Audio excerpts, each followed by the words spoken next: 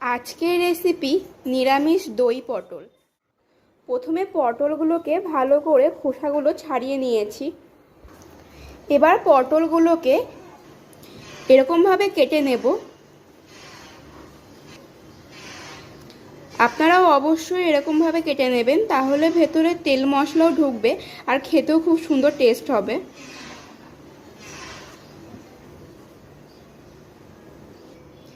একই রকম করে বাকিগুলো কেটে নেব। দেখুন সবগুলো কাটা হয়ে গেছে আর কতটা সুন্দর লাগছে দেখতে। এবার একটা কড়াই বসিয়ে দিয়েছি, কড়াইটাকে ভালো করে গরম করে নেব। এবার দিয়ে দিচ্ছি এর মধ্যে সাদা তেল। আপনারা চাইলে এখানে সর্ষে তেলও ব্যবহার করতে পারেন। এবার তেলটাকে ভালো করে গরম করে নেব। তেলটা গরম হয়ে গেছে, এর মধ্যে এবার দিয়ে দিচ্ছি সামান্য পরিমাণে লবণ। এটা অবশ্যই দেবেন, তাহলে ফুটবে না। এবার দিয়ে দিচ্ছি এর মধ্যে পটলগুলোকে। পটলটাকে ভালো করে ভাজতে হবে লাল লাল করে।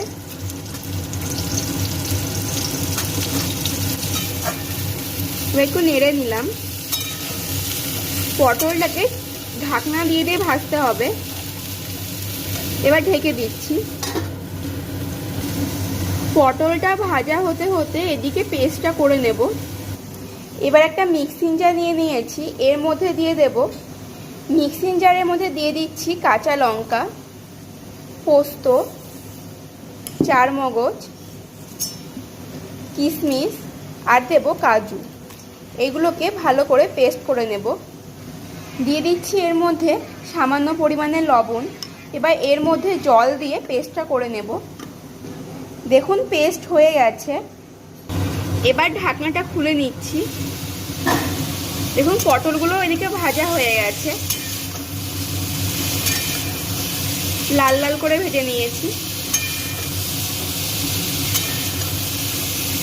আর লবণ দেওয়া হয়েছিল বলে পটলগুলো তাড়াতাড়ি নরম হয়ে গেছে।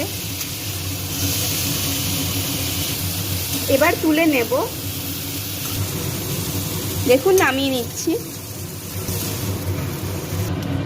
এবার ওই কড়াইয়ের মধ্যে দিয়ে দিচ্ছি সর্ষের তেল।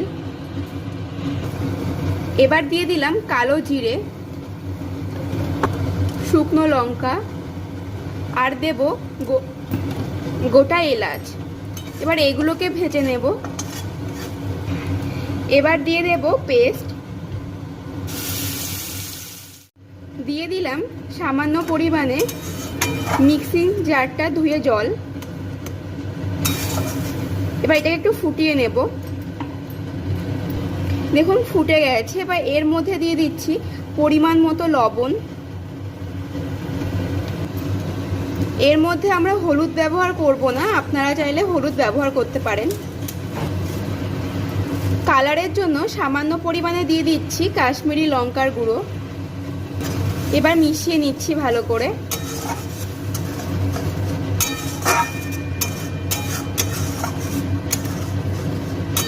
মেশানো হয়ে গেছে।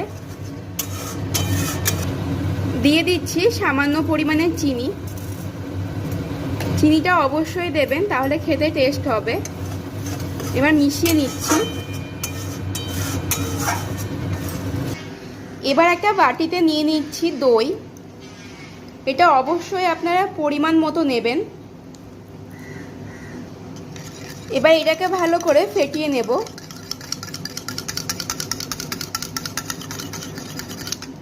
ফেটানো হয়ে গেছে দেখুন। এবার দিয়ে দিচ্ছি এর মধ্যে ফেটানো দইটা। দেওয়া হয়ে গেছে। এবার ভালো করে মিশিয়ে নেব।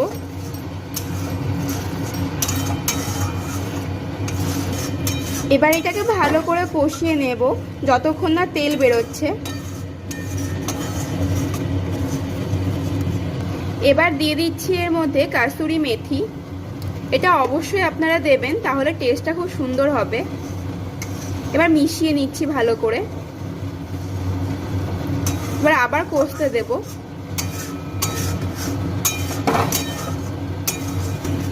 দেখুন মশলা থেকে তেল বেরিয়ে গেছে। এবার এর মধ্যে দিয়ে দেব ভেজে রাখা পটল, ভালো করে মিশিয়ে নেব।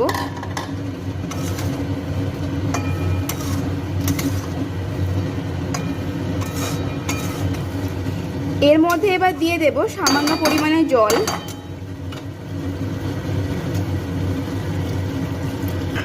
এবার ঢেকে দেব। এবার ঢাকনাটা খুলে নেব। দেখুন রেসিপিটি প্রায় হয়েই গেছে। এবার দিয়ে দিচ্ছি এর মধ্যে ঘি, গরম মশলা। এবার ভালো করে মিশিয়ে নেব।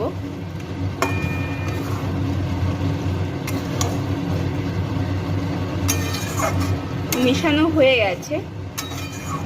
দেখুন কতটা সুন্দর লাগছে দেখতে।